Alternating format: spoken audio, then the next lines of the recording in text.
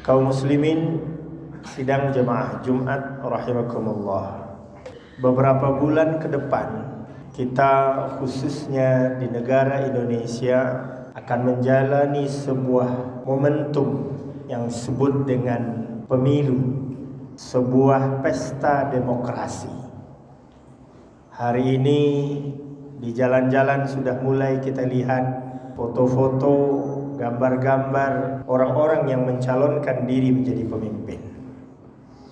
Artinya sebuah momentum politik akan kita jalani 5 bulan ke depan dalam memilih pemimpin mulai dari level yang terendah, DPRD, kabupaten, provinsi, pusat, sampai kepada presiden dan wakil presiden. Maka dalam konteks ini ada beberapa hal paradigma umat Islam yang mungkin perlu kita koreksi dalam menyikapi masalah politik secara khusus.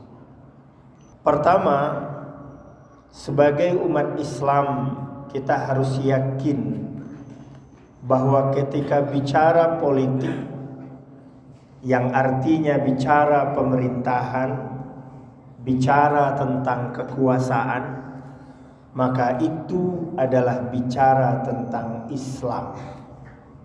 Karena Islam yang kita anut adalah agama yang sempurna, agama yang syumul, agama yang universal, yang mengatur seluruh bentuk urusan kehidupan.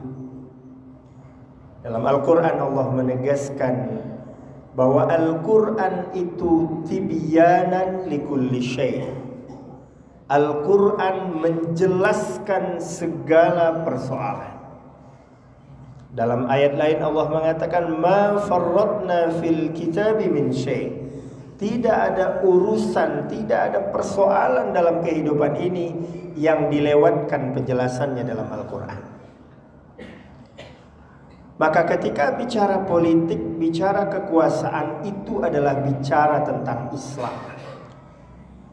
Makanya dalam kajian fikih ada bab yang disebut dengan fiqhus siyasah atau fikih politik. Banyak kitab-kitab tebal yang dikarang oleh para ulama berdasarkan Al-Quran dan hadis tentang fikih politik. Makanya di perguruan tinggi Islam, di IAIN, di UIN, ada jurusan yang khusus bicara tentang politik Islam. Maka itu hukum tata negara atau jurusan siasah syariah. Sehingga umat Islam tidak perlu alergi dengan politik. Umat Islam tidak boleh terjebak dengan konsep sekuler yang mengatakan bahwa ketika bicara politik itu bicara dunia. Atau jangan campur adukan antara Islam dan politik. Maka ini adalah kesalahan besar. Karena Islam yang kita anut ini adalah agama yang sempurna yang mengatur seluruh persoalan. Jangankan urusan politik yang menyangkut di sana kemaslahatan orang banyak, urusan masuk WC, keluar WC saja diatur oleh Islam. Pasang baju, buka baju saja diatur oleh Islam. Tanpa dukungan kekuasaan politik, Islam tidak akan bisa terlaksana dengan baik. Tanpa campur tangan politik, Islam tidak akan tegak di muka bumi ini dengan baik. Bisa kita lihat sejak dari awal Islam itu berkembang. Dalam sejarah Islam ada 2 periode. Ada periode Makkah, ada periode Madinah. 10 tahun lebih kurang Rasulullah mendakwahkan Islam di Makkah. Apakah bisa dikatakan berhasil? Tidak. Hanya segelintir orang yang mau beriman. Bahkan yang segelintir itu juga hidup dalam penderitaan. Di bawah tekanan, penyiksaan, penindasan, intimidasi, pembunuhan, pengusiran. Tetapi ketika Rasulullah SAW sudah hijrah ke Madinah, dan di Madinah beliau tidak hanya berfungsi sebagai nabi, tapi juga sebagai seorang pemimpin politik, sebagai penguasa, sebagai khalifah.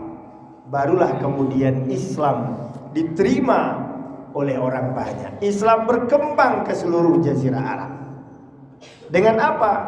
Ditopang oleh kekuatan politik. Sampai juga kalau kita lihat realitas hari ini, betapa efektifnya kekuasaan politik dalam menegakkan Islam. Bagi kaum muslimin yang berusia 40 tahun ke atas, mungkin dulu di waktu kita SD, SMP, SMA, melihat orang berjilbab di sekolah itu menjadi momentum langka. Bahkan kalau di SD, SMA itu yang berjilbab itu mungkin satu-satunya guru agama. Selebihnya terbuka auratnya. Pertanyaannya, apakah tidak ada waktu itu ulama yang menjelaskan menutup aurat itu wajib? Membuka aurat itu dosa.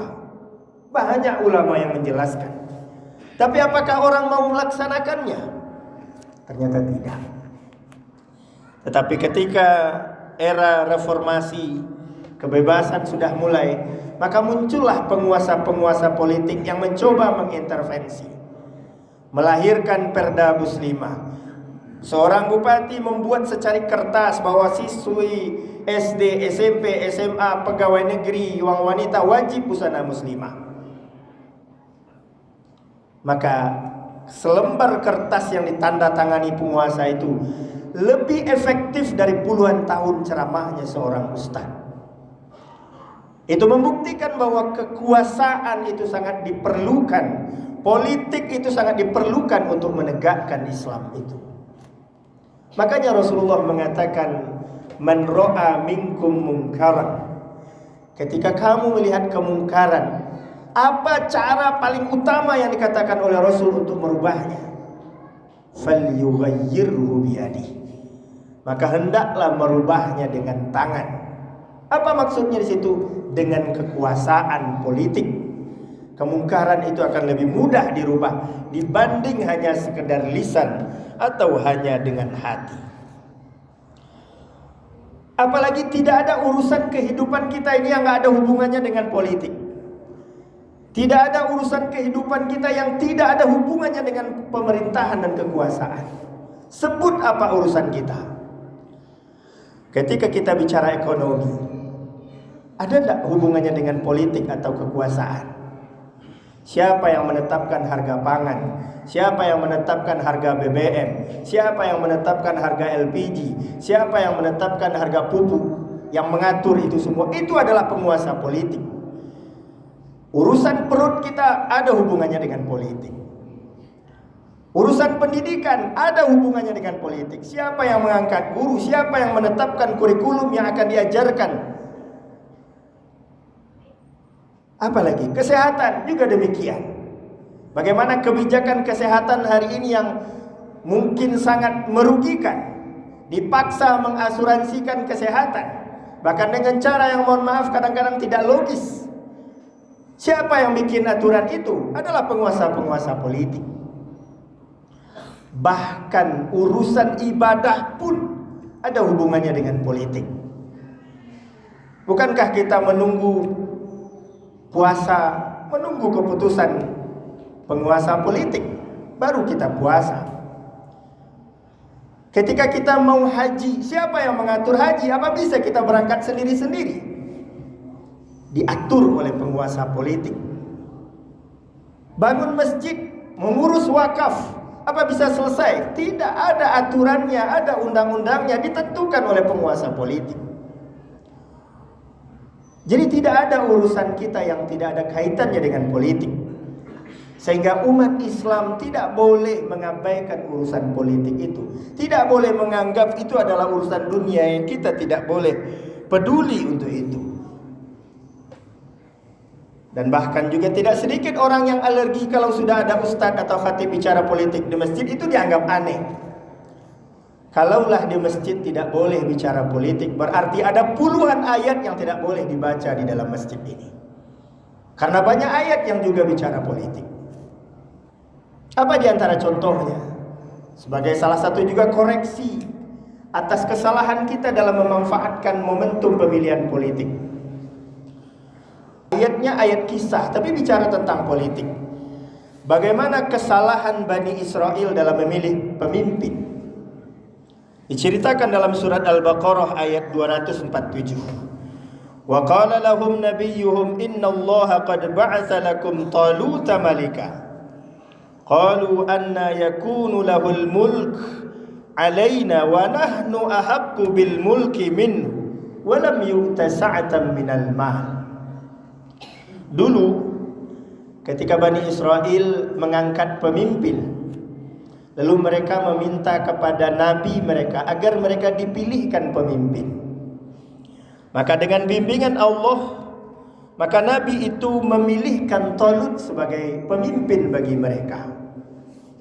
Tapi dasar Bani Israel pembangkang, dia tidak mau terima pilihan nabi itu. Anna yakunu lahul mulku alaina. Kenapa dia yang diangkat jadi pemimpin kami?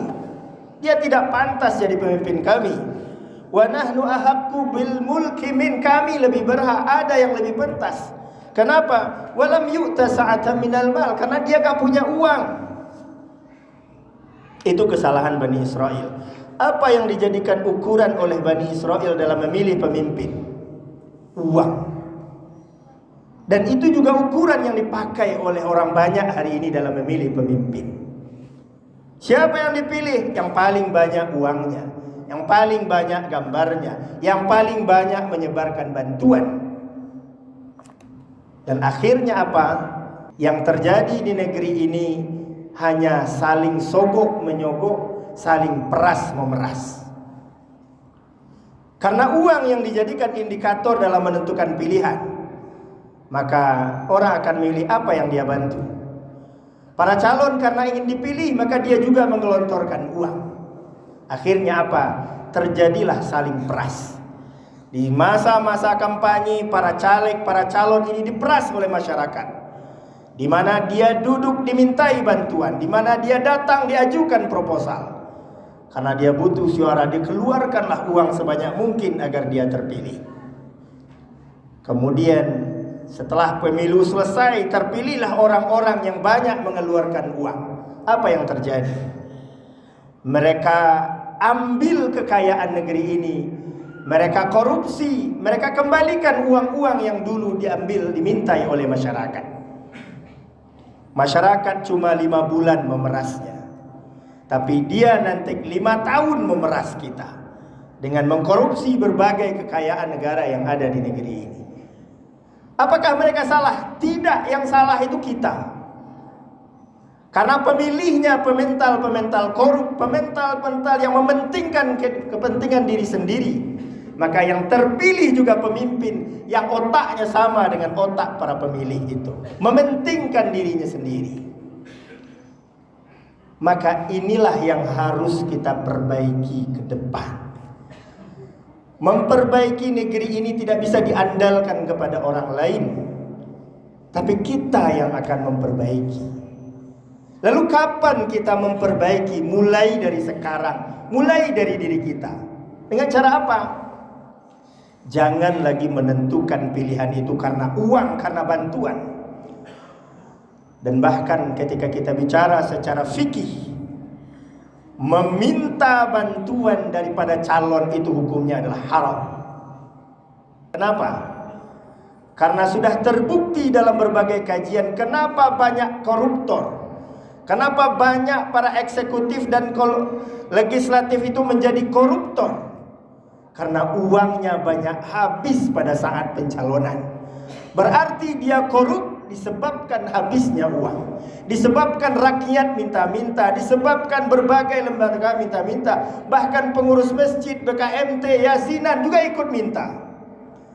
Maka ketika korupsi itu haram, maka membuat orang jadi koruptor hukumnya juga haram.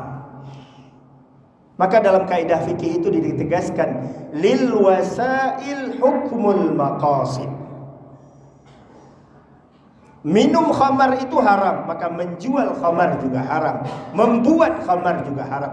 Korupsi itu haram, maka segala perbuatan yang akan membuat seseorang jadi koruptor, maka hukumnya juga menjadi haram. Maka tidak salah Ketika hari ini setiap hari kita disuguhi oleh berita korupsi oleh berbagai level pimpinan, karena itu adalah kesalahan kita 5 tahun yang lalu. Karena kita sudah mencetak mereka menjadi para koruptor dengan memeras mereka pada masa pencalonan. Maka itulah kesalahan contoh sejarah yang dijelaskan di dalam Al-Quran, bahwa memilih itu tidak boleh karena uang, seperti yang dilakukan oleh Bani Israel. Ada indikator, ada syarat-syarat yang diajarkan oleh Islam. Apalagi umpamanya di antara kesalahan fatal juga yang sering kita hadapi dalam memilih pemimpin, cenderung juga memilih itu dengan dasar nepotisme. Karena dia orang kampung saya, dia satu alma mater dengan saya, dia teman saya, dan seterusnya. Bentuk nepotisme, kekerabatan. Padahal Al-Quran juga dengan tegas melarang itu. Di dalam surat At-Taubah ayat 23 Allah sudah katakan, Ya ayyuhalladzina amanu la tattakhidhu aba'akum wa ikhwanakum awliya in istahabbul kufra 'alal iman. Wahai orang-orang yang beriman, jangan pilih bapakmu atau saudara kandungmu sebagai pemimpin. In istahabbul kufra 'alal iman. Jika dia lebih suka kekufuran daripada keimanan, dia lebih suka kemaksiatan daripada ketaatan. Dari jangankan orang sekampung, orang sealma mater, ayah kandung kita mencalon dan kita tahu agamanya bermasalah, lebih suka maksiat daripada taat, gak sholat, gak menutup aurat dan berbagai kemungkaran lainnya. Maka jangankan sekampung sesuku, ayah kandung, saudara kandung tidak boleh dipilih. Maka kalau tidak boleh ayat ini disampaikan di masjid, di mana mau disampaikan? Sekali lagi ini membuktikan banyak ayat yang bicara tentang politik itu, yang memandu kita bagaimana menentukan pemimpin itu yang sebenarnya. Kaum muslimin sidang jemaah Jumat rahimakumullah. Maka tentu kita berharap pesta demokrasi ke depan adalah pesta yang sehat.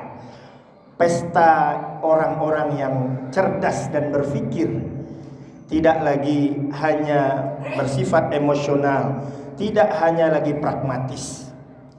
Karena sekali lagi sebagai rakyat biasa, kesempatan kita untuk memperbaiki negeri dalam 5 tahun hanya 1 kali itu. Dan setelah itu kita serahkan kepada mereka. Maka bagi umat Islam, momentum pemilu itu adalah momentum menjalankan sebuah kewajiban yang di dalam Al-Quran Allah menegaskan di dalam surat An-Nisa, Innallaha ya'murukum an tu'addul amanati ila ahliha. Kita umat Islam itu diwajibkan untuk menyerahkan amanah kepada ahlinya. Bukan sembarangan urusan pemilu itu. Itu sebuah kewajiban kita di hadapan Allah. Kepada siapa negeri ini akan kita titipkan 5 tahun ke depan. Dan dengan pilihan itu kita akan mempertanggungjawabkannya di hadapan Allah Subhanahu wa ta'ala. Maka lebih cerdaslah kita, lebih terbuka dan belajarlah kita, sehingga tidak lagi menganggap momentum politik sebagai momentum duniawi, tapi momentum memperbaiki negeri dan menjalankan amanah Allah yang telah diberikannya kepada kita. Fa'tabiru ya ulil absar la'allakum turhamun.